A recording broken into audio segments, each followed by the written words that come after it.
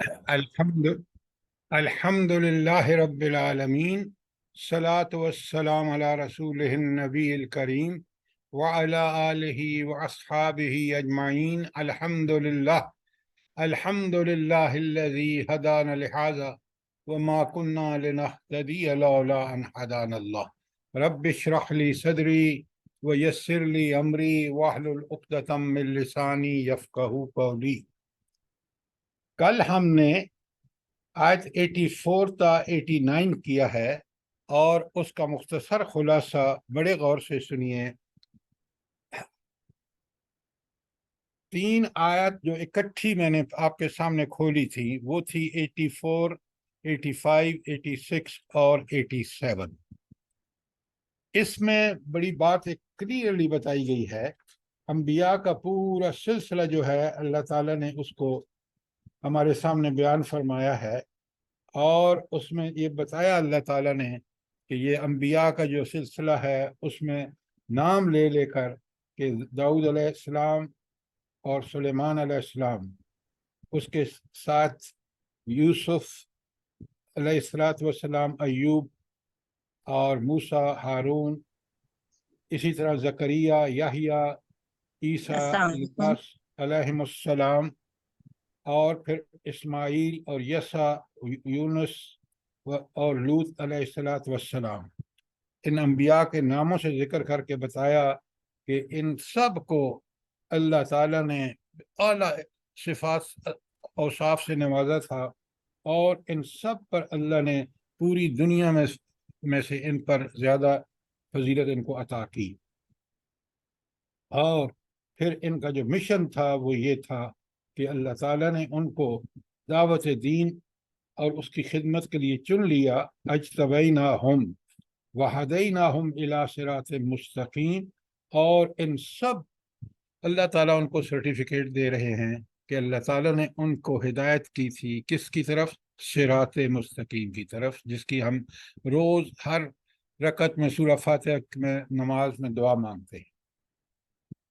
تو گویا یہ سب انبیاء صراط مستقیم کے علم بردار تھے. یہ بات اچھی طرح ہمیں نوٹ کر لینی چاہیے. اور ان 3 آیات کا کہ یہ انبیاء ہدایت یافتہ تھے، یہ انبیاء جو تھے یہ خود ہدایت پر تھے اور یہ ہدایت ہی کی طرف رہنمائی کرتے تھے. تو بڑی ان کی جو فضیلت بیان کرنے کے بعد ایک بات اللہ تعالیٰ نے ہمیں وارننگ دے دی کہ اگر دیکھو یہ انبیاء ہیں، ان کو میں نے فضیلت دی ہے ساری دنیا پر، لیکن اگر یہ بھی شرک کا ارتکاب کرتے تو میں ان کے سارے اعمال ضائع کر دیتا. انبیاء کبھی شرک نہیں کرتے، یہ ہمیں سمجھانے کے لیے ہے. انبیاء نمونہ ہوتے ہیں ہدایت کا، توحید کا پیغام کے وہ علم بردار ہوتے ہیں، لیکن ہمیں سمجھانے کے لیے کہ شرک اتنی ہولناک اور خوفناک جو وہ ہے ظلم ہے کہ اگر نبی بھی اس کا ارتکاب کرتا ہے تو اللہ اس کے اعمال ضائع کر دیتا.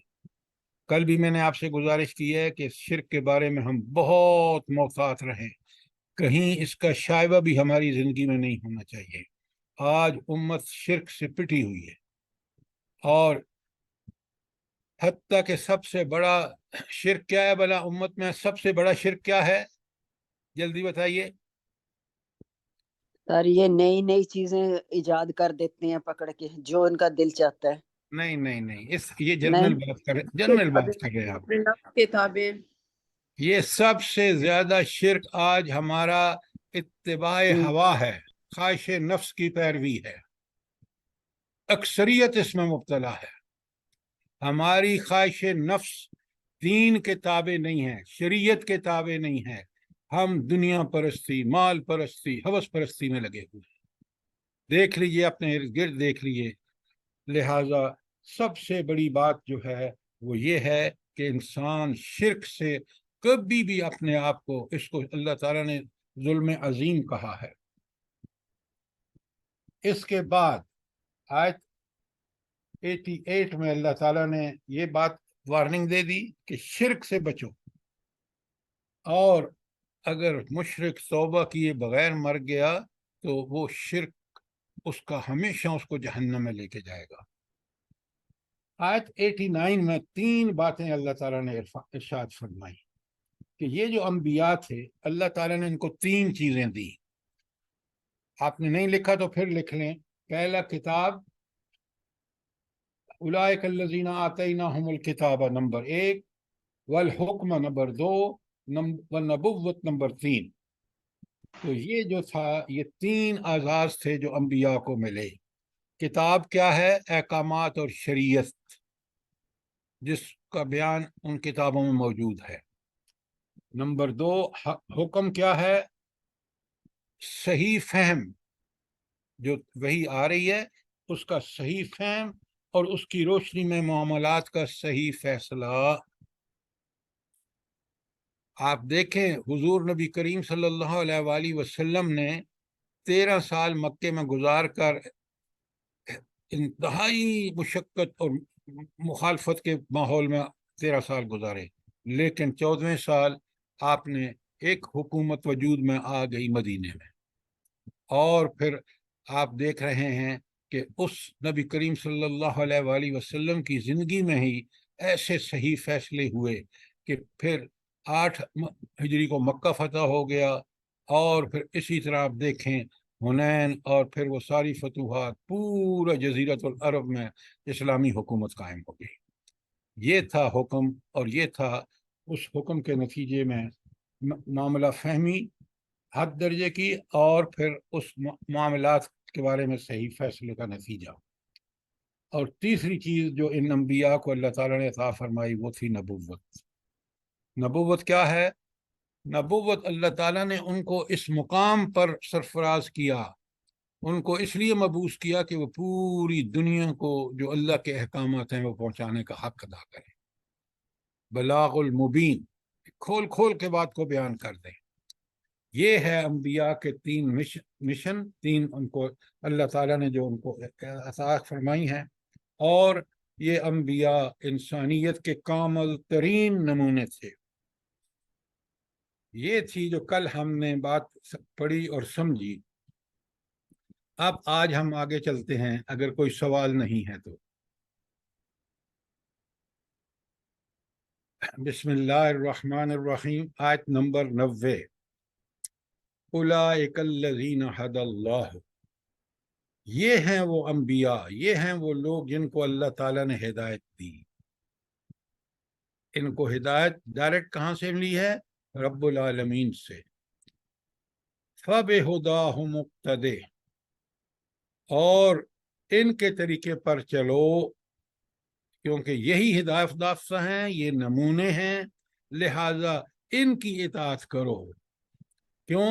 یہ بالکل ان کا ہر عمل اسی طرح ہے جس طرح اللہ نے حکم دیا ہے، لہذا ان کو اللہ نے ہدایت دی ہے اور تم بھی اسی ہدایت پر چلو۔ اور پھر نبی کریم صلی اللہ علیہ وآلہ وسلم سے اللہ تعالیٰ نے فرمایا، قل، اے نبی کریم صلی اللہ علیہ وسلم اعلان کر دیے، لا اسألکم علیہ من اجر، میں تم سے کوئی مزدوری نہیں چاہتا، ان هو الا ذکر للعالمین، یہ تو صرف دونوں جہان کے لیے ایک نصیحت ہے۔ کیا یہ جو ابھی میں نے آپ کے سامنے پڑھا ہے، قل لا اسألکم علیہ اجر، کہ میں اس پر تم سے کوئی اجر نہیں چاہتا، یہ معمولی بات نہیں ہے، بہت بڑی بات ہے۔ ذرا سمجھیں، ہم کیونکہ ثواب کے لیے پڑھتے ہیں نا تو ہم اس غور نہیں کرتے۔ نبی کریم صلی اللہ علیہ وسلم دنیا کا عظیم ترین کام کر رہے ہیں، اس سے بہتر کوئی کام نہیں ہے کہ لوگوں کو ہدایت کی طرف بلایا جائے۔ خود قرآن کہتا ہے، وَمَنْ أَحْسَنُ قَوْلًا مِّمَّنْ دَعَا إِلَى اللَّهِ، اس سے اچھی بات کس کی ہو سکتی ہے جو اللہ کی طرف بلائے۔ سب سے پہلے بلانے والا خود نبی ہوتا ہے، اور اسی لیے حضور نبی کریم صلی اللہ علیہ وسلم نے یہ بہترین کام جو کائنات میں انسانوں کا سب سے بھلا اس ہدایت میں ہے۔ یہ ہدایت نہ ہو تو دنیا جہنم زار بن جاتی ہے۔ آج دیکھ لیں آپ، اس ہدایت کے نہ ہونے کی وجہ سے پوری مسلم امت جو ہے وہ کس پستیوں اور گہرائی میں گزر چکی ہے، اور مسلمان ملک کتنے بے وزن ہو چکے ہیں۔ خود اپنے ملک کو دیکھ لیجئے، تو اتنا بڑا کام، دنیا کا عظیم ترین کام، اس پہ اللہ کہہ رہے ہیں کہ لوگوں یہ اتنا بڑا کام ہے، پھر نبی کریم صلی اللہ علیہ وسلم آپ سے کوئی اجرت اس کی نہیں مانگ رہے۔ اصلاح اور مکمل اصلاح کا یہ واحد ذریعہ ہے، کوئی اور ذریعہ دنیا میں اصلاح پیدا نہیں کر سکتا۔ آپ دیکھ لیں، کمیونزم کو دیکھ لیں، سوشلزم کو دیکھ لیں، ہر ایک ازم کو دیکھ لیں، لیکن قرآن اور اس نبی کریم صلی اللہ علیہ وسلم نے خود اپنے زمانے میں اور بعد کے خلفائے راشدین کا دور دیکھ لیں، جب قرآن نافذ تھا دنیا کو کیا سکون، امن اور چین حاصل ہوا۔ لہٰذا یہ ہے وہ حقیقت جس کی طرف اللہ تعالیٰ کہہ رہے ہیں کہ میں اس کے بدلے میں تم سے کوئی اجر نہیں چاہتا۔ دنیا کا عظیم ترین کام کہ لوگوں کو دین کی طرف بلانا، اندھیروں سے نکال کر روشنی میں لے آنا، اس کے لیے میں آپ سے کوئی اجر نہیں مانگتا۔ اور جس قرآن کی طرف میں دعوت دے رہا ہوں، ان ہوا الا ذکر للعالمین، یہ تو جہان والوں کے لیے ایک ایسی نصیحت ہے، اور نصیحت کس کی طرف سے ہے؟ خود اللہ تعالیٰ کی طرف سے، جو انسانیت کا سب سے بڑا خیر خواہ ہے، وہ خالق ہے، وہ 70 ماؤں سے زیادہ ہم سے محبت کرتا ہے، اس نے یہ قرآن بھیجا ہے۔ لہٰذا آیات کے اندر غور کریں، پھر آپ کو پہلو نظر آئیں گے اللہ تعالیٰ کی عظمتوں کے، قرآن اس کے کلام کی عظمتوں کے، اس کی رسول کی عظمتوں کا، اور پھر ہم اس عظمتوں کا جب اعتراف کریں گے تو اس کے نتیجے میں ہی تو ہمارے سر جھکیں گے، ہمارا دل و دماغ جو ہے پھر اس اللہ تعالیٰ اور اس کے کلام اور اس کے رسول کا گرویدہ ہو جائے گا۔ لہٰذا ان آیات کو سمجھنے کا پورا ہمیں اہتمام کرنا چاہیے۔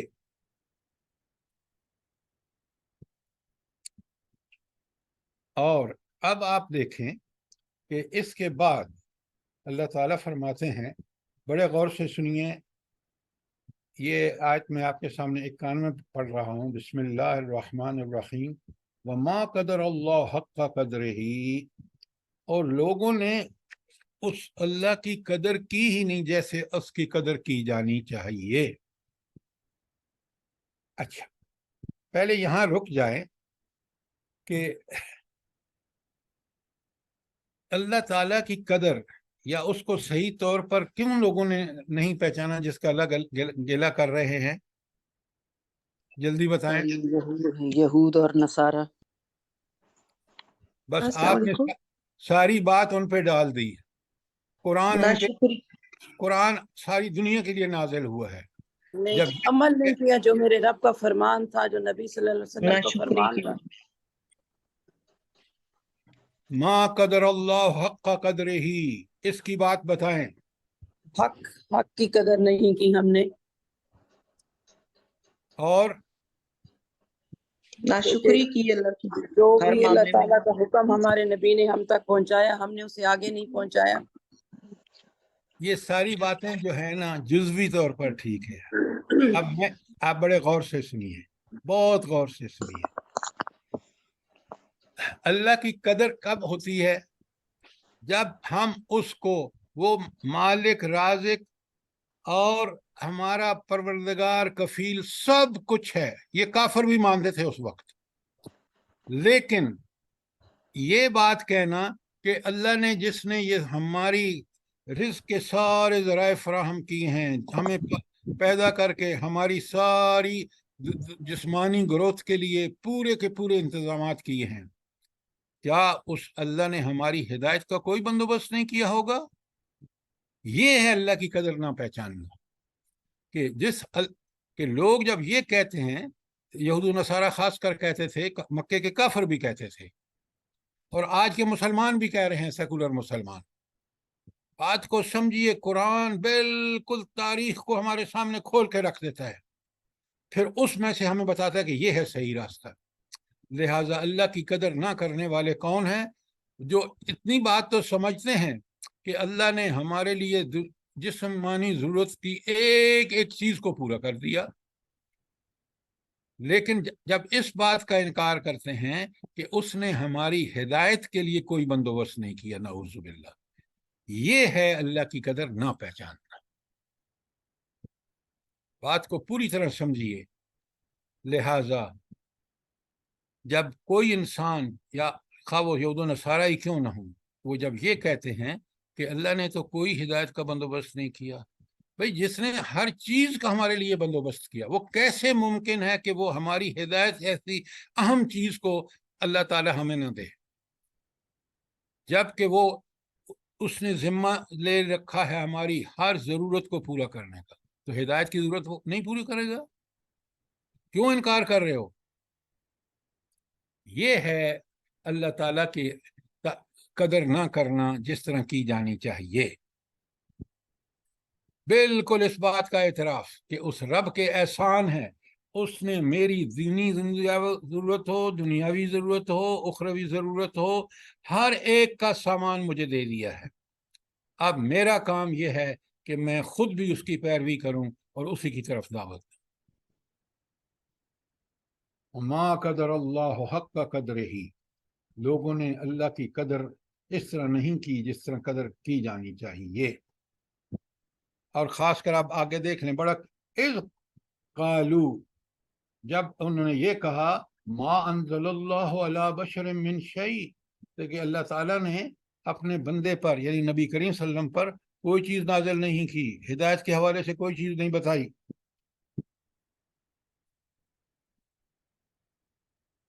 अच्छा, असल में अब यहाँ एक बात को अच्छी तरह समझें। ये आपको पता है ये सूरत 12वें नबूवत के मक्के में या 13वें में नाजिल हुई।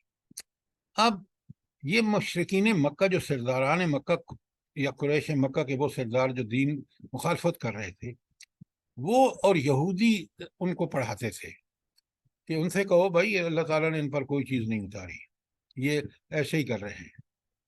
क्या जवाब है, ज़रा गौर से सुने, बड़े गौर से सुने। अल्लाह ताला कहते हैं, तुम कहते हो ना कि इन पर कोई चीज़ नहीं उतरी, कुल, इनसे पूछो है नबी सल्लल्लाहु अलैहि वसल्लम, मन अनज़ल किताब अल्लज़ी जाअ बिही मूसा, वो किसने वो किताब नाजिल की, कौन वो किताब नाजिल करने वाला है जो मूसा अलैहिस्सलात वसलाम के लेके आए, जिसकी शरीयत, जिसके अहकामात, जिसकी तालीमात तुम्हारे लिए लाजमी हैं, उन पर ईमान लाना और उन पर अमल करना, वो कौन लेके आया, किसने भेजी है वो? क्या खूब जवाब दिए है अल्लाह ताला ने। और वो किताब क्या है? नूरन, वो रोशनी है मूसा अलैहिस्सलाम की लाई हुई तौरात, क्योंकि अल्लाह ने नाज़िल की है। वह हुदल लिन्नास, और पूरी इंसानों के लिए वो है, हिदायत है। तजअलून करातीस तुब्दूनहा व तुख्फून कसीरन, और जिसको तुम वर्क व वर्क बना के दिखाते हो लोगों को कि ये है किताब मूसा पर नाजिल हुई, ये है किताब, बार बार लोगों को इसका याद दहानी कराते हो। वह तुख्फून कसीरा, और इसी की हिदायत को छुपाते हो। क्या छुपा रहे थे? उसी किताब में उन्हीं मूसा अलैहिस्सलाम और अंबिया ने बताया था कि एक नबी आएगा जिसमें पेशीन गोइयां हैं मोहम्मद रसूलुल्लाह सल्लल्लाहु अलैहि वसल्लम की, उनको तुम छुपाते हो। यानी यहूद और नसारा के उन कमजोरियों पर अल्लाह ताला ने साफ साफ निशानदेही कर दी कि तुम ये कहते हो कि अल्लाह ने कोई चीज नहीं उतारी, जिनको पता है कि तौरात अल्लाह ने नाजिल फरमाई मूसा अलैहिस्सलाम पर, और वही किताब थी जो उस वक्त नूर थी, हिदायत थी। इसका कोई जवाब नहीं था उनके पास, और तुम फिर लोगों को दिखाते हो कि देखो ये अल्लाह की किताब है। फिर फरमाया व उल्लिमतुम मा लम तअलमू वला आबाउकुम, और वो तुम्हें वो चीजें सिखाती है तौरात जिन्हें तुम और तुम्हारे आबा व अजदाद नहीं जानते थे। ये है अल्लाह का करम कि उसने किताब नाजिल करके तुम्हें हिदायत का सिरात मुस्तकीम को रोशन कर दिया। और फिर बताया एक धमकी आखिर में, बड़े गौर से सुनिए, ان کے لیے بھی اور ہم سب کے لیے، قل اللہ، کیا جواب دیں گے کہ یہ کتاب کس نے نازل کی ہے جو ہدایت بھی ہے نور بھی ہے؟ قل اللہ، اللہ نے نازل کی ہے، اس کا جواب ان کے پاس کوئی نہیں ہے۔ اور اب نبی کریم صلی اللہ علیہ وآلہ وسلم کو اللہ تعالیٰ ہدایت فرما رہے ہیں آخری ٹکڑے میں، وَذَرْهُمْ، ان کو چھوڑ دو، ان مکے والے کافروں کو، یہ جو کر رہے ہیں نا اعتراض اور الزام ترازشیاں کر رہے ہیں یہود کے ساتھ مل کے، ذَرْهُمْ، ان کو چھوڑ دو۔ کیوں؟ ذَرْهُمْ فِي حَوْضِهِمْ يَلْعَبُونَ، یہ کھیلتے رہیں، اٹکھیلیاں کرتے رہیں اپنے ان بحثوں میں۔ یہ ایک بحث ہی تھی نا کہ انہوں نے نبی کریم صلی اللہ علیہ وآلہ وسلم پر یہود کے کہنے پر الزام لگایا کہ اللہ نے کوئی چیز بھی نہیں اتاری۔ اللہ کہہ رہے ہیں ان کو چھوڑ دیں۔ کیوں؟ یہ بہت بڑی دھمکی ہے کہ آئیں گے میرے پاس، میں ان کو موت دوں گا، موت کے فوراً بعد ان کو پتہ لگ جائے گا، حشر ان نے برزخ میں رہنا ہے، وہاں ان کے ساتھ وہی معاملات ہوں گے جو دنیا میں اللہ کے دین کے ساتھ کر رہے ہیں، ان کے ساتھ عذاب برزخ میں بھی ہوگا، حشر میں بھی ہوگا، اور پھر آخری فیصلے کے بعد دوزخ میں جائیں گے۔ تو چھوڑ دو ان کو، نہیں مانتے آپ، اللہ تعالیٰ نے ہدایت نازل فرما دی، آپ نے پہنچانے کا حق ادا کر دیا، اب نہیں مانتے، چھوڑ دیں ان کو۔ یہ بہت بڑی دھمکی ہے، اور آج ہمارے لیے بھی یہی ہے کہ اگر ہم نہیں مانتے تو رب العالمین کہہ رہے ہیں کہ ان کو چھوڑ دیں، یہ موت کے بعد میرے ہی پاس آئیں گے، اور پھر میں ان کو دکھاؤں گا کہ انہوں نے جو انکار کیا اس کا انجام کیا ہے۔ اللہ تعالی ہمیں آج ہی اس بات کی توفیق عطا فرما دے کہ ہم اس ہدایت جو ہماری دنیا اور آخرت کے لیے ضروری ہے، اور آج اللہ تعالیٰ نے محفوظ کر کے قرآن مجید کو اور نبی کریم صلی اللہ علیہ وآلہ وسلم کے ہر عمل کو وہ کر کے محفوظ کر کے ہمارے اوپر حجت تمام کر دی ہے۔ کیا حجت کر دی ہے؟ یہ ہے قرآن اور حدیث، اس میں کامل ہدایت ہے۔ سر جیسے وہ آیت تھی رجم کی، اور ان لوگوں نے حضور پاک کے پاس فیصلہ آیا تھا تو ہاتھ رکھ لیا تھا، یہ اس کے ساتھ جڑتی ہے نا؟ دیکھیں بہت ساری باتیں چھپاتے تھے، یہ بالکل آپ ٹھیک کہہ رہے ہیں۔ جب نبی کریم صلی اللہ علیہ وسلم کے پاس فیصلے کے لیے آئے تھے، ایک مقدمہ لے کے آئے تھے، سب انہوں نے کہا تھا کتاب لے کے آؤ، تو یہ لے کے آئے اور انہوں نے پھر اس لفظ پہ انگلی رکھ لی۔ پہلے ایک بات بتائیں، اگر نبی کریم صلی اللہ علیہ وسلم کو تو نہیں مانتے تھے نا، تو کیوں آج فیصلہ کیوں لے کے آئے تھے؟ جب آپ اس کو نبی نہیں ان کو مانتے تو پھر آپ کا حق کیا ہے؟ آپ کتاب پہ یقین رکھتے ہیں نا، اب اپنے کو یہودی کہتے ہیں تو تورات کا فیصلہ قبول کرو۔ تو ان کے چھپانے کے تو بے شمار واقعات ہیں، اور سب سے بڑا واقعہ خود حضور نبی کریم صلی اللہ علیہ وآلہ وسلم کی رسالت، انہوں نے ان نشانیوں سے پہچان لیا تھا۔ بالکل یہ بہت چھوٹی بات ہے جو آپ لے کے آئے ہیں، خود نبی کریم صلی اللہ علیہ وسلم کو پہچاننا، یعرفونہ کما یعرفون ابناءہم، اس نبی کو ایسے پہچانتے ہیں، اس قرآن کو ایسے پہچانتے ہیں جیسے اپنے بیٹوں کو پہچانتے ہیں۔ قرآن اگر ہم دیگر آیات اس کے ساتھ کھول پڑھے سمجھیں تو بالکل حقیقت ایسے سامنے آ جاتی ہے کھل کے کہ انسان دنگ رہ جاتا ہے۔ اچھا، اب ایک چھوٹی سی آیت ہے، اور آج ہم نے اس کو بہت اچھی طرح سمجھنا، آیت نمبر 92، وَهَذَا كِتَابٌ أَنزَلْنَاهُ مُبَارَكٌ۔ میں ترجمہ کر رہا ہوں، اور یہ کتاب جسے ہم نے اتارا ہے، انزلنا، یہ لفظ معمولی نہیں ہے، ایک انزلنا اور مبارکن، کتاب کس نے اتاری ہے؟ ہم نے۔ یہ ہم کون ہے؟ اللہ تعالی۔ ہائے ہائے ہائے ہائے، اللہ کتاب کے ساتھ کیسا اپنا تعلق ظاہر کر رہے ہیں، ذرا دیکھیں، انزلنا، ہم نے نازل کی ہے، ہو اس کو مبارکن، بڑی برکت والی ہے۔ آج میں آپ کو بتاؤں گا کہ یہ برکت کب قرآن ہمیں دے گا، اور آپ نے اس کو سمجھنا ہے کیونکہ خود قرآن بتا رہا ہے۔ آگے فرمایا مصدق الذی بین یدی، اور یہ ان کتابوں کی تصدیق کرتی ہے جو ان کے پاس پہلے تھیں، تورات ہو، انجیل ہو، ان سب کتابوں میں جو وحی کی باتیں ہیں وہ بالکل اس کی وہی باتیں آج اس قرآن میں موجود ہیں۔ تو وہ جو یہود پیچھے کہہ رہے تھے نا کہ بھائی نبی صلی اللہ علیہ وسلم پہ کچھ نہیں اتارا، یہ مکے والوں کو اللہ کہہ رہے ہیں کہ کتاب وہ اتاری جو تصدیق کرتی ہے جو تمہاری کتابوں میں ہے۔ سبحان اللہ، کیا دلیل ہے۔ اچھا، اب قرآن پہلے تو اس لحاظ سے مبارک ہے، یہاں کیا دلیل ہے قرآن کے مبارک ہونے کی بلا؟ کہ اس کو اللہ تعالیٰ نے نازل کی ہے۔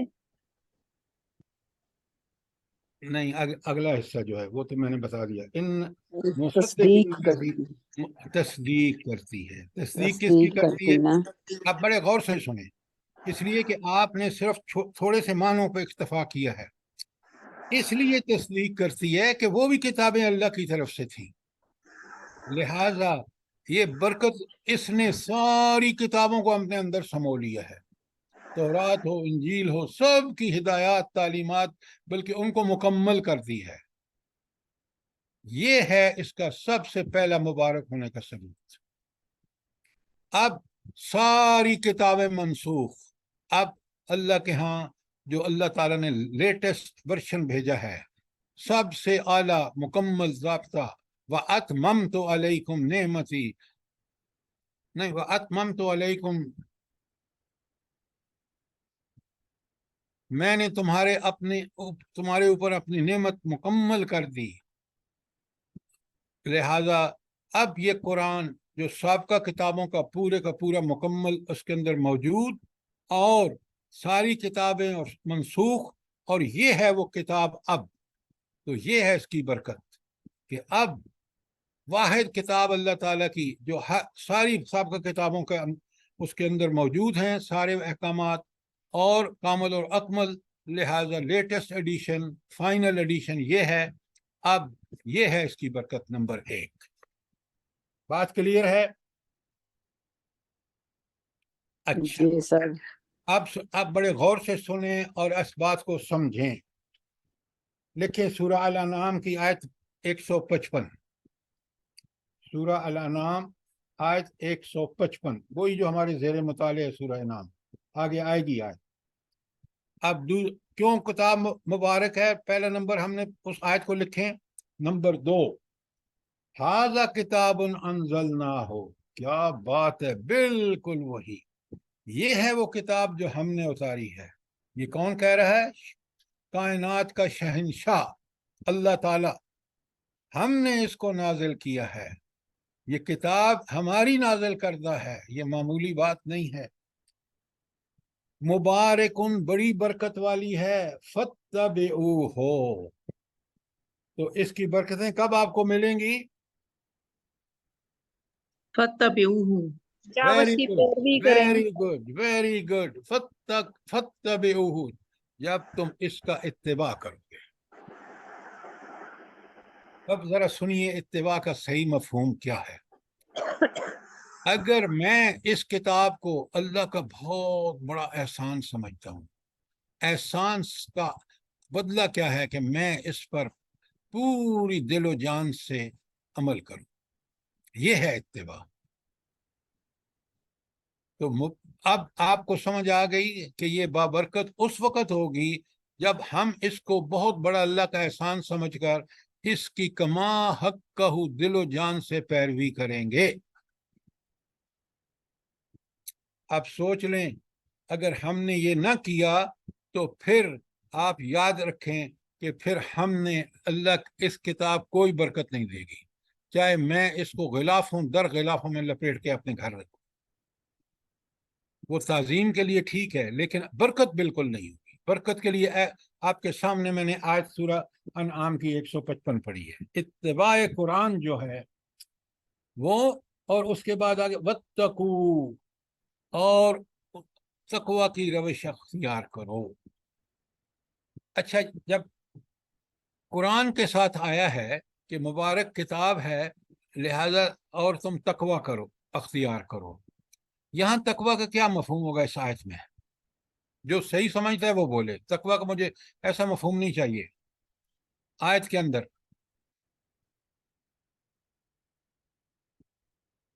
सर ये जो पिछली बात है फत्तबिऊहु, अगर तुम पैरवी हम करेंगे तो अल्लाह से डर कर ही करेंगे। नहीं नहीं नहीं नहीं, ये नहीं? अधूरी बात है। अब बड़े गौर से सुनिए, इत्तिबाए कुरान के साथ तकवा आया है ना, ऐसा ही है आयत में।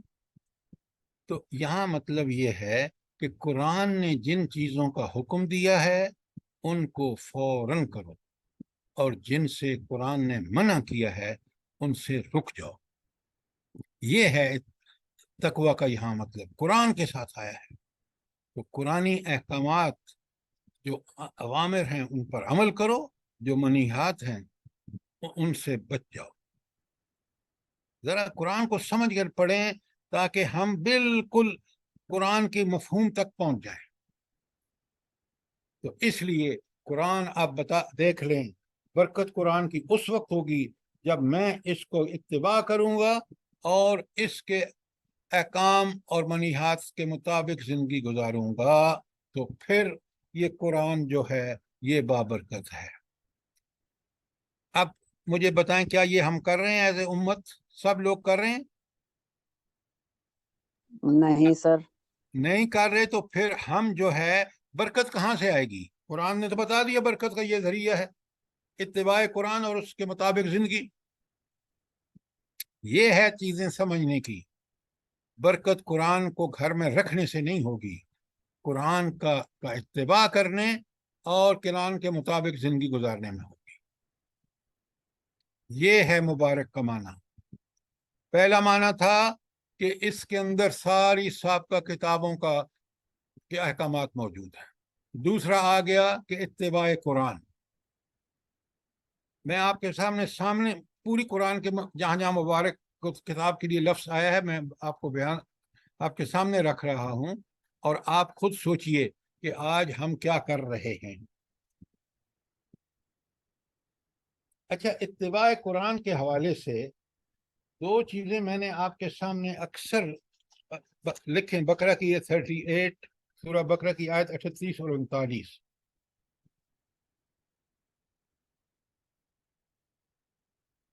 कौन सी साइट आयत है? 38 और 39 सूरह बकरा की। वहां फरमाया फ़इम्मा यातियन्नकुम मिन्नी हुदन, जब कभी तुम्हारे पास मेरी तरफ से हिदायत आए।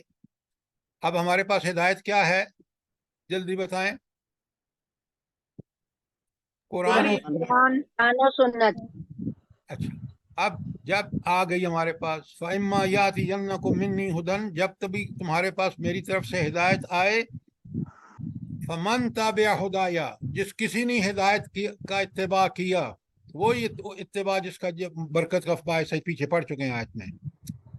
फमन ताबिया हुदाया फला खौफुन अलैहिम वला हुम यहज़नून, ना उन्हें कोई खौफ होगा और ना उन्हें कोई गम होगा। क्या मतलब कि उसके बाद, इस किताब पर अमल करने के बाद आने वाले सारे खतरात से वो बिल्कुल अल्लाह ताला के हुक्म से बचेंगे, और जो उनको ऐसी चीज़ें लाहक भी होंगी तो परवाह नहीं करेंगे कि वो सिरात मुस्तकीम पे हैं, इत्तिबाए कुरान कर रहे हैं। और जो गुजरे हुए मामलात हैं अपनी गफलतों की वजह से, उनके बारे में भी वो गम नहीं करेंगे, इसलिए कि अब वो ठीक रास्ते पे चल रहे हैं। लेकिन अगर ईस्ट पाकिस्तान गंवा के भी हमने आज भी होश न आए और हम उसी डगर पे चल रहे हों, तो फिर आप सोचें कि कितनी बड़ी बदबख्ती है। अच्छा, अब नंबर 3, ये था ना, 2 मैंने आपको लिखवा दी हैं कि कुरान सारी किताबों का तालीमात को अंदर समेटे हुआ है, इसलिए बरकत है। इत्तिबाए कुरान से बरकत मिलेगी, इत्तिबाए कुरान और तकवा से। तीसरी बात लिखें, सूरह अंबिया की आयत 50, लिखें जल्दी से।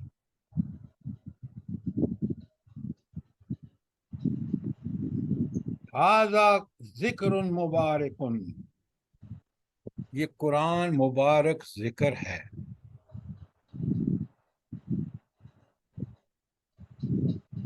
अच्छा, یہ بابرکت ذکر سے کیا مراد ہے؟ ذکر کیا ہے یہاں پر؟ معنی کیا ہے اس کے؟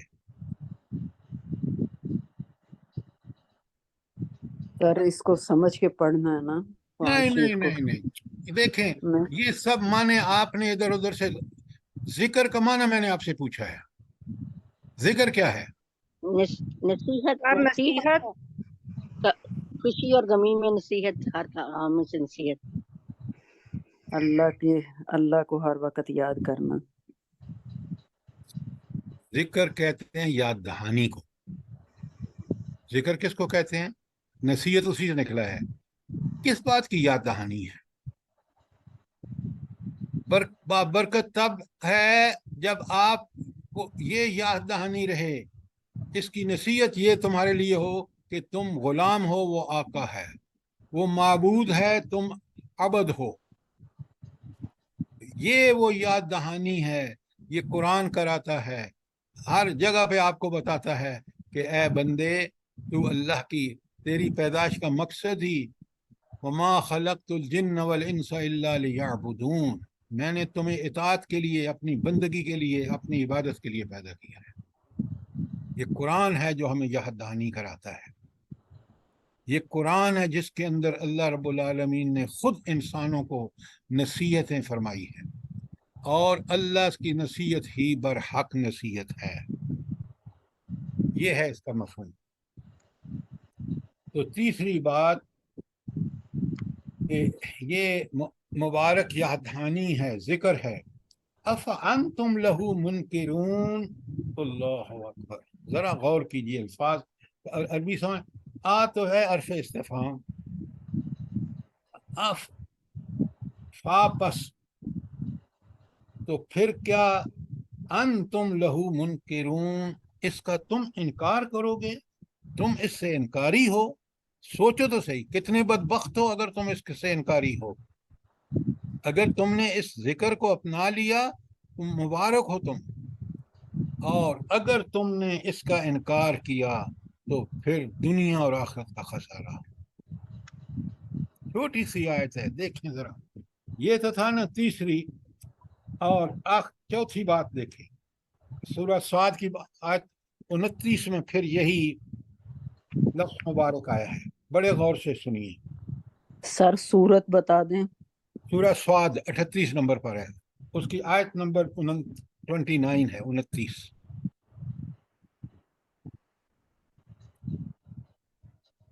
اللہ تعالیٰ فرماتے ہیں، بڑے غور سے سنیے، کتاب انزلناہ، یہ انزلناہ اتنا پیارا لفظ ہے نا۔ اللہ تعالیٰ فرماتے ہیں یہ کتاب جو ہم نے نازل کی ہے، وہ ہم کون ہے؟ وہ ہمارا خالق، مالک، رازق، حاکم، اس نے ہدایت بھیجی ہے۔ انزلناہ الیک مبارکن، یہ کتاب جو ہم نے نازل کی ہے بڑی برکتوں والی ہے۔ کیا ہے؟ مبارکن۔ کیوں؟ کب ہے مبارکن؟ لیدبروا آیاتہ، اس کی آیات میں تدبر کرو، غور و فکر کرو، ان کو سمجھو، ان کو سمجھ کر اپنے حالات میں اس کا حل تلاش کرو۔ لیدبروا آیاتہ، تاکہ اس کی آیات پر آپ تدبر کریں، غور و فکر کریں۔ اچھا، اب ایک بات سمجھ لیجئے، تدبر ہے کیا؟ اب میں آپ کو اس کا معنی بتاتا ہوں، مفہوم۔ ایک ہوتا ہے غور و فکر کرنا، غور و فکر کے نتیجے میں کیا ملتی ہے آپ کو؟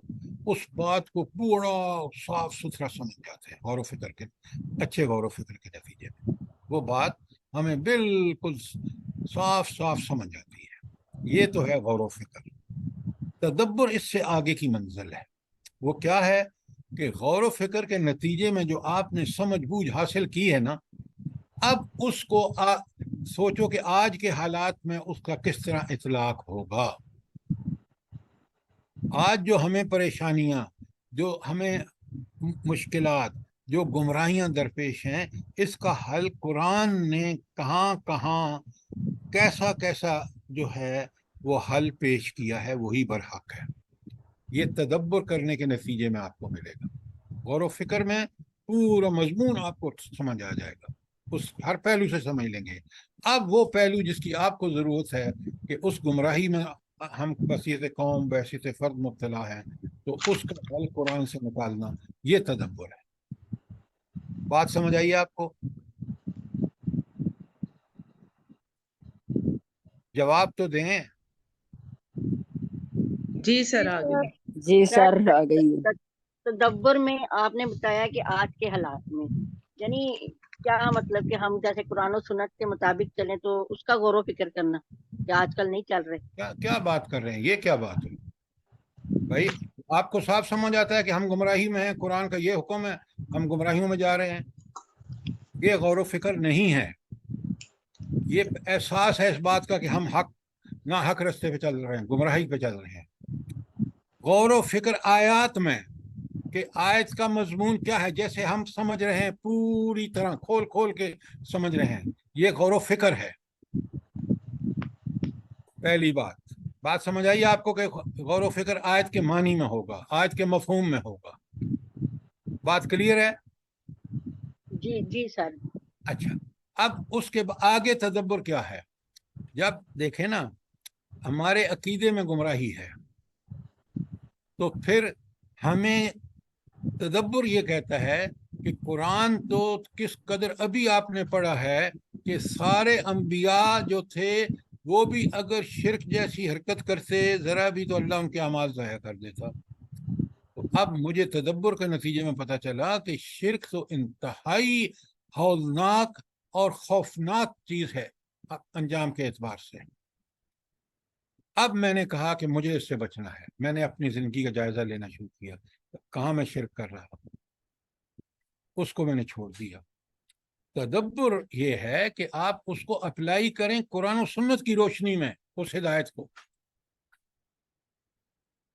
اور غور و فکر یہ ہے کہ آیت کا مفہوم پوری طرح سمجھ جائے، ہر پہلو سے سمجھ جائے۔ بات کلیئر ہے؟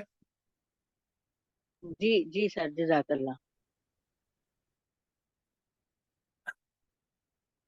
میں آپ کی مشکل کو سمجھتا ہوں، کیونکہ میں بھی اسی مشکل میں تھا جب قرآن کے لیے اللہ تعالیٰ نے سینہ نہیں کھولا، کہ ہم چیزوں کو بس ایسے آئی چلائی کر دیتے تھے۔ میں بھی آپ ہی کی طرح قرآن کا مفہوم کچھ ہوتا تھا اور ہم کچھ گھر کا سن لیا تھا اور اس کو ہم نے سمجھ لیا تھا، اور وہی ہمارے لیے آسان تھا کیونکہ ہم گمراہیوں میں مبتلا تھے۔ لیکن جب قرآن کو سمجھا تو پتہ چلا کہ نیکی، پاک صاف نیکی کیا ہے، گمراہی کیا ہے، شرک کیا ہے، توحید کیا ہے۔ تو پھر انسان کو یہ بات سمجھ لگتی ہے کہ میں نے کس طرح اس قرآن کے مطابق چلنا ہے اور ان تمام چیزوں کو چھوڑ دینا ہے جو اس کے خلاف ہیں۔ یہی اس کی برکتوں کا سبب بنتی ہے۔ اچھا، اب پہلی بات کیا تھی؟ لِيُدَبَّرُوا آیَاتِهِ، یہ تو ہم نے سمجھ لیا کہ اس کتاب کے نزول کا مقصد یہ تھا کہ آپ اس پہ غور و فکر کریں، تدبر کریں۔ اچھا، ایک اور بات جو ہے بڑے غور سے سمجھیے، جب ہم نے اس کے پیغام پر تدبر کیا کہ انسانی سیرت و کردار کی تعمیر ہو، ہمارے معاشرتی معاملات ہوں، ہمارے معاشی معاملات ہوں، ہمارے خانگی معاملات ہوں، زندگی کا کوئی مرحلہ ہو، اس کتاب نے جو ہدایت اور رہنمائی دی ہے وہی برحق ہے۔ اس لیے کہ عرب کا گندہ ترین معاشرہ نبی کریم صلی اللہ علیہ وآلہ وسلم کی بعثت اور قرآن کے نزول کے بعد کتنا معاشرہ پاک صاف ہو گیا، اور اگر ہم نے اس کو چھوڑا، یہ غور و فکر کا نتیجہ ہے۔ آج دیکھ لیں دنیا کس قدر اذیتوں میں، گمراہیوں میں گم ہو جائے گی۔ یہ ہے قرآن میں مختلف پہلوؤں سے غور و فکر کا نتیجہ۔ آپ دنیا میں گھوم کے پھر کے دیکھ لیں، اگر آپ قرآن کی تعلیمات سے اللہ تعالیٰ نے آپ کو بہراور کر دیا ہے تو آپ آنکھیں کھول کے دیکھیں گے کہ قرآن کا معاشرہ کیسا ہے اور یہ دنیا کا جس کو ہم جدید ترین بلکہ ذلیل ترین معاشرہ ہے۔ آپ کی یونیورسٹیاں کیا کر رہی ہیں؟ کبھی آپ نے سوچا ہے؟ جب قرآن و سنت سے انسان ہٹتا ہے وہ انسانیت اس سے گم ہو جاتی ہے، وہ جانوروں سے بدتر ہوتا ہے۔ بہاول پور یونیورسٹی ایک نہیں ہے، آپ کے ملک کی یہ جدید ساری یونیورسٹیاں اسی جیسی ہیں۔ سبحان اللہ و بحمدہ، سبحان اللہ۔ اللہ کی کتاب کتنی مبارک ہے، اس کو چھوڑنا کس قدر گمراہیوں اور پستیوں میں گر جانا ہے۔ اس لیے اللہ تعالیٰ فرماتے ہیں نا سورہ 3 میں، لَقَدْ خَلَقْنَا الْإِنسَانَ فِي أَحْسَنِ تَقْوِيمٍ۔ اللہ نے بہترین صلاحیتیں دی، ہدایت کا بہترین سامان دیا، اور اللہ پھر آگے اسی آیت میں آگے کہتے ہیں لَقَدْ خَلَقْنَا الْإِنسَانَ فِي أَحْسَنِ تَقْوِيمٍ ثُمَّ رَدَدْنَاهُ أَسْفَلَ سَافِلِينَ۔ جب اس نے اس ہدایت اور ان صلاحیتوں کو چھوڑا تو اسفل سافلین ہو گیا۔ آج دیکھ لیں آپ، یہ جہاں آپ ڈگریاں دیتے ہیں ان ڈگریوں کے اداروں کا کیا حال ہے۔ ہم بڑے فخر سے کہتے ہیں وہ جی فلاں تو جو ہے وہ ایم اے ہے، فلاں تو جو ہے پی ایچ ڈی ہے، فلاں تو جو ہے ایم فل۔ لا حول ولا، جو اس ہدایت سے قرآن و سنت کے خالی ہے وہ جاہل ہے، جاہلوں سے بھی بدتر ہے۔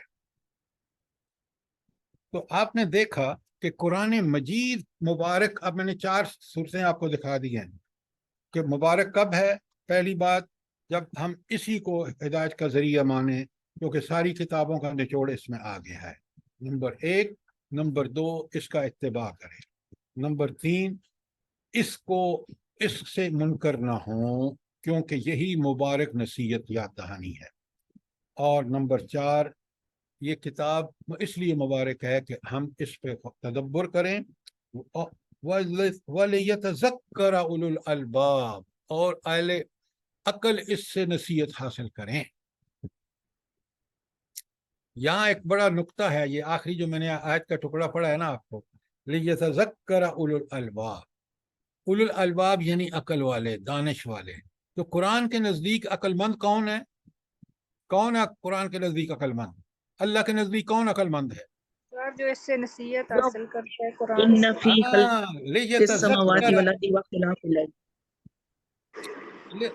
آگے مت پڑھیں، اس کو پکڑیں، لیتذکر، تاکہ اس سے جو نصیحت حاصل کرے وہ عقل مند ہے، اور اگر اس سے نصیحت حاصل نہ کرے تو وہ کون ہے؟ بے وقوف، ہاں، جاہل، جاہل۔ یہ قرآن فیصلہ کر رہا ہے۔ ہم بڑی بڑی ڈگریوں والوں کو کہتے ہیں کہ یہ بڑے عقل مند ہیں، میں ان میں رہتا ہوں، میں ان کو جانتا ہوں، میں ان کو سمجھتا ہوں، میں نے دنیا بھر میں ان کو دیکھا ہے۔ اور انسان کہتا ہے کہ کس چیز کو یہ روشنی سمجھ رہے ہیں، جو اندھیرا ہی اندھیرا ہے۔ روشنی تو اللہ کی کتاب ہے، روشنی تو رسول اللہ صلی اللہ علیہ وسلم کا بتایا ہوا طریقہ ہے، آپ کا عمل ہے۔ اچھا، اب ایک آیت آخری پڑھوں گا، سورہ فرقان کی آیت نمبر 1 لکھیں۔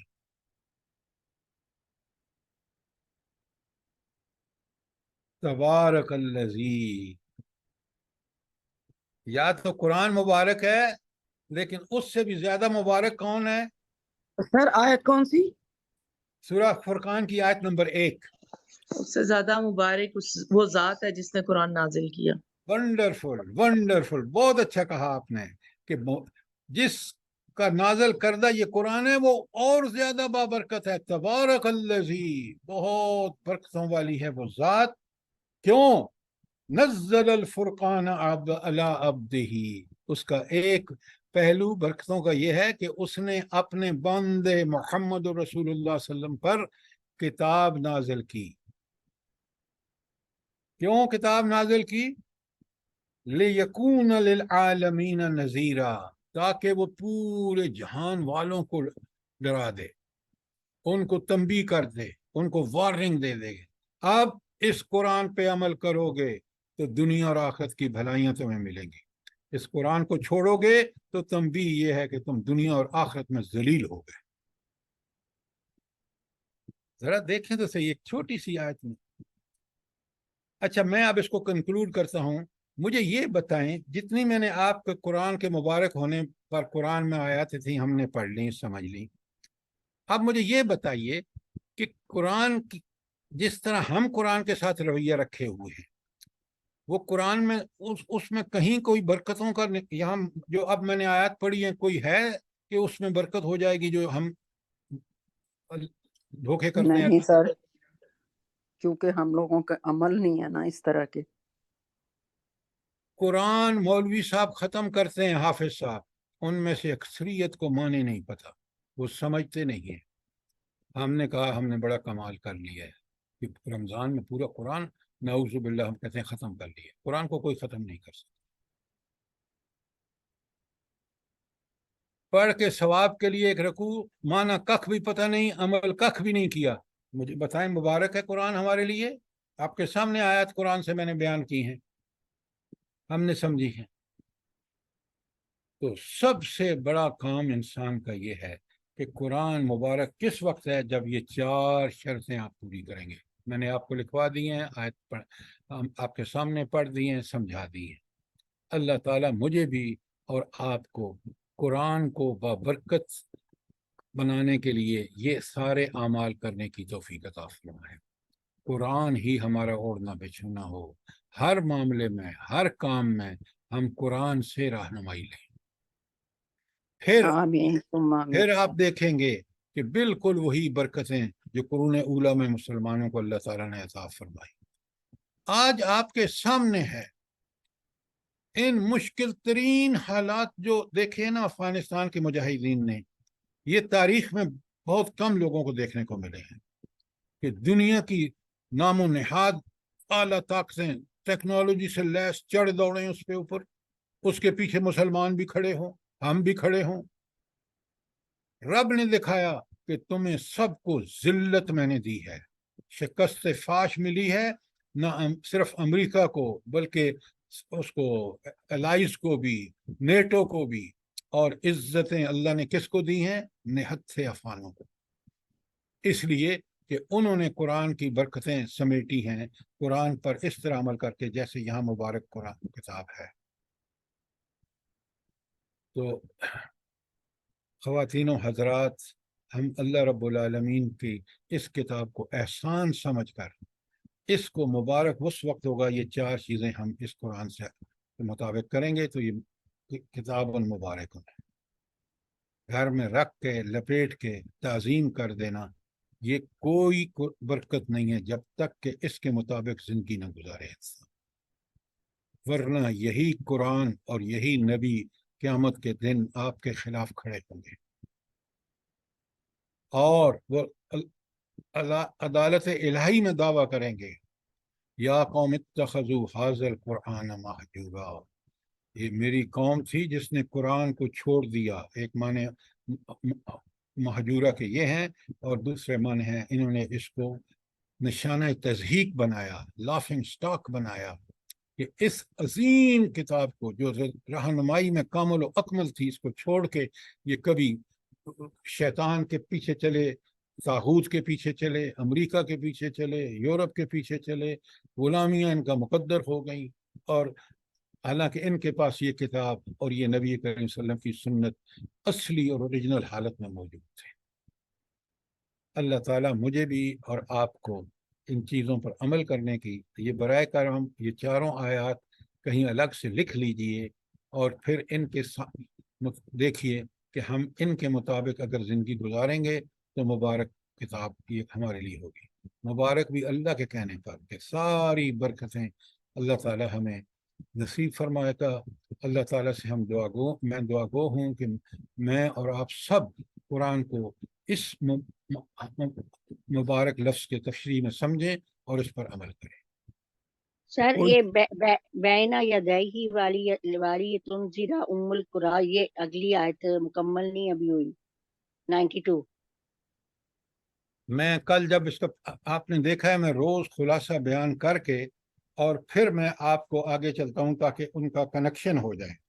آپ جو کہہ رہے ہیں نا کہ 92 جو ہے، ہاں، مصدق الذی بین یدیہ ہے. اچھا، یہ آپ کہہ رہے ہیں اس کو مکمل کر دیں. جی جی، وہ آپ نے آدھا آدھا مکمل کیا، آدھی نہیں نا آگے سے مکمل کی 92. تو مصدق الذی بین یدیہ کا تو میں پہلے بتا چکا ہوں. ہمارے سامنے کون سی کتابیں ہیں اس سے پہلے؟ تورات، انجیل یا دیگر اسلام جو کتابیں ہیں جو پریکٹس میں ہیں، وہ تورات یہودیوں کے لیے اور نزول قرآن کے وقت، اور عیسائیوں کے لیے انجیل تھی. یا انہوں نے کتاب تو سارے اللہ کی طرف تھی اور ساری انسانیت کی تھی، لیکن انہوں نے اس کو بانٹ لیا تھا. تو اس لیے اللہ تعالیٰ نے یہاں آخر میں کہا ہے کہ کتاب اس لیے مبارک ہے کہ یہ ان کی تصدیق کرتی ہے.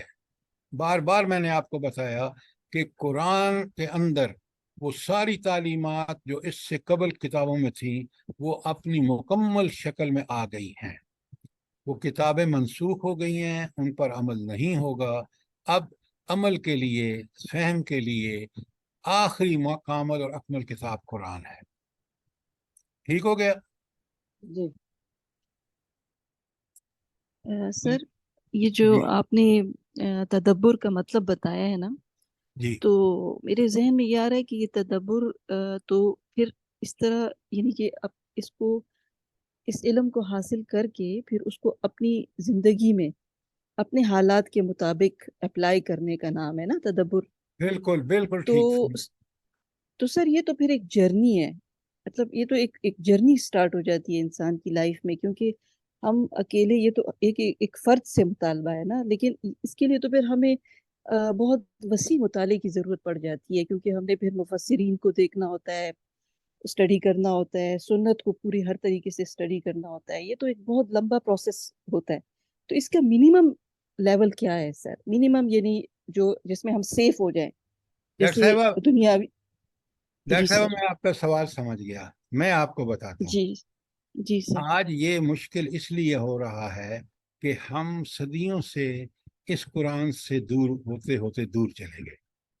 اگر آج کوئی اسلامی حکومت قائم ہو جائے اور اس کا شعبہ تحقیق قرآن و سنت کی بیس پہ بن جائے.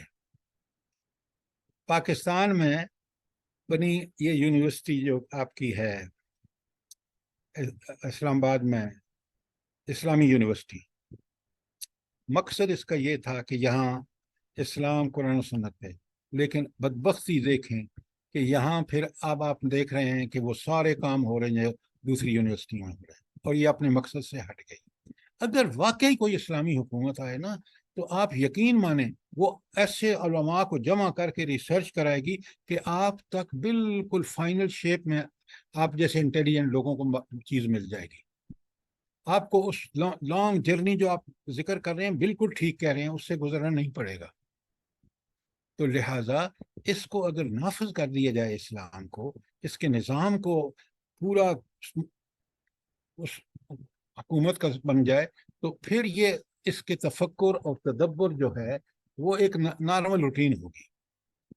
آپ دیکھیں گے کہ یونیورسٹیاں، کالجز، اسکول اسی کو بنیاد پر آگے بڑھیں گے تو انشاءاللہ یہ کام جو آج مشکل ترین نظر آ رہا ہے انتہائی آسان ہوگا. کیوں؟ اس کی پشت پر ایک پوری حکومت ہوگی، وہ اس کے وسائل ہوں گے. آج آپ دیکھ رہے ہیں پاکستان میں وسائل کا اضیاع، میں کیا بتاؤں آپ کو.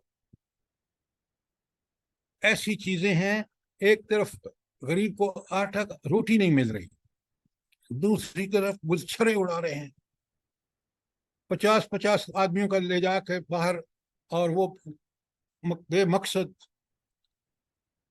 دورے دیکھیں وزیروں کے. تو لہٰذا یہ کام اس لیے مشکل ہو گیا ہے کہ آج کوئی کرتا ہی نہیں ہے. آپ یہ کہہ رہے ہیں نا، میں آپ کو یقین دلاتا ہوں جب ہمیں کوئی اسی طرح کی سوچ آتی ہے، اس پہ غور و فکر کرتے ہیں، تدبر کرتے ہیں، تو ہمیں نظر نہیں آتا کہ کس بندے کے پاس جائیں کہ اس سے ہم رہنمائی لیں. اس لیے کہ یہ کام تو چھوڑ دیا یونیورسٹیوں نے، اداروں نے، حکومتوں نے، وغیرہ وغیرہ. मेरी बात आपकी समझ में आ गई है? जी सर, जी बिल्कुल सर, अल्लाह तौफीक दे हमें ये सर सर तदब्बर की। दीन को छोड़ के तो ये दूसरे काम जो कर लेते हैं, मुजाहिरे कर लिए और पूरी कौम जो है इकट्ठी हो जाती है, मार कुटाइयां और ये वो, जो बेचारे पाकिस्तान के पास कुछ है वो भी बर्बाद कर देते हैं। ये दीन की तरफ किस तरह आएंगे ये लोग जब इनको पता ही नहीं है किसी चीज का? ये हम लोग के हुक्मरान जो है वो नहीं है सीधे रास्ते पे। ये आप बिल्कुल ठीक कह रहे हैं। अब मौका नहीं है, जिस तरह की तागूत परस्ती हम कर रहे हैं और खुदा परस्ती को हमने छोड़ दिया है, ये हम शैतान के हत्थे चढ़े हुए हैं। अल्लाह ताला हमें इस बात की तौफीक दे के हम वापस लौटें और अल्लाह के दीन जिसमें खैरी खूब बरकत है, जैसे आपने आयत मैंने आपके सामने रखी हैं, तो इस मुबारक किताब से इस्तिफादा हासिल करें। अब आप दुआ मांग लें, वक्त हो गया। इंशाअल्लाह कल आयत नंबर 93 से शुरू करेंगे।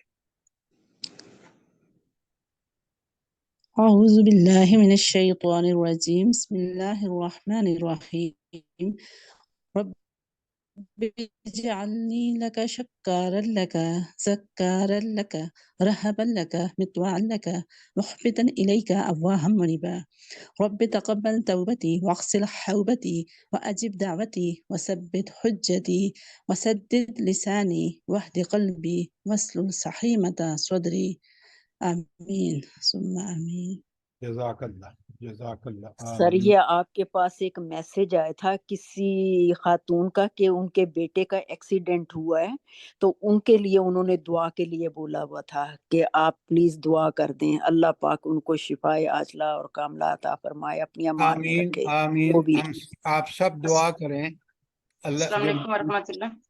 कि अल्लाह रब्बुल आलमीन हर बीमार को उसको कम और अकमल शिफा अता फरमाए।